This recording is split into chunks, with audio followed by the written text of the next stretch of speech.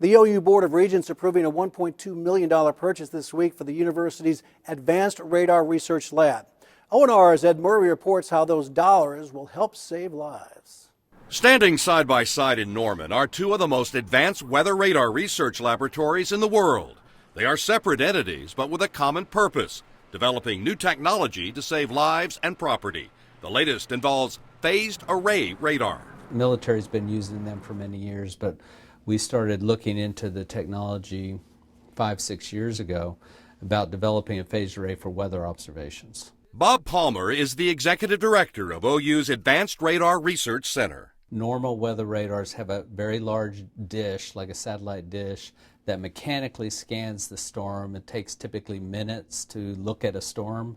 The phased array should be able to do that same thing without moving within seconds. And as we all know living here, a lot can change in a few minutes' time. We collaborate on a lot of projects with the university.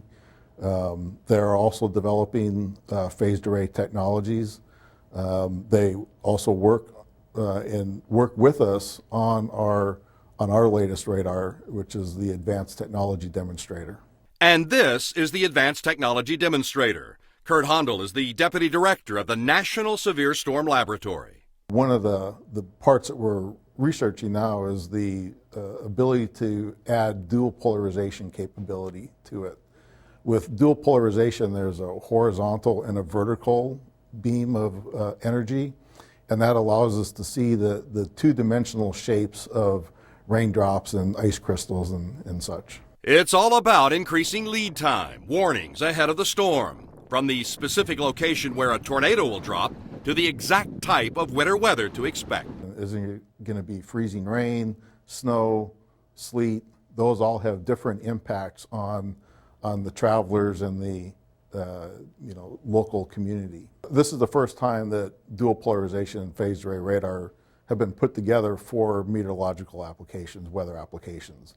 And so we have a large collaboration with the university to perform calibration and evaluation of that new radar. Meanwhile, OU is using more than $10 million in grants to develop a new truck-mounted platform.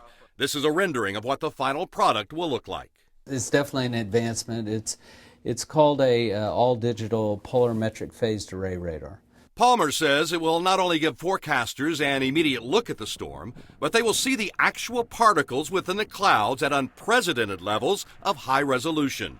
Making it all work, the lab's innovative Fpga circuit board. So the Fpga is actually just this chip. And it's a very expensive chip. It's several $100s, and we need hundreds of them. It is a chip that goes inside a board, which goes inside this panel, which makes up the radar. So we're not buying a radar, we're buying components that go into a custom design for the radar.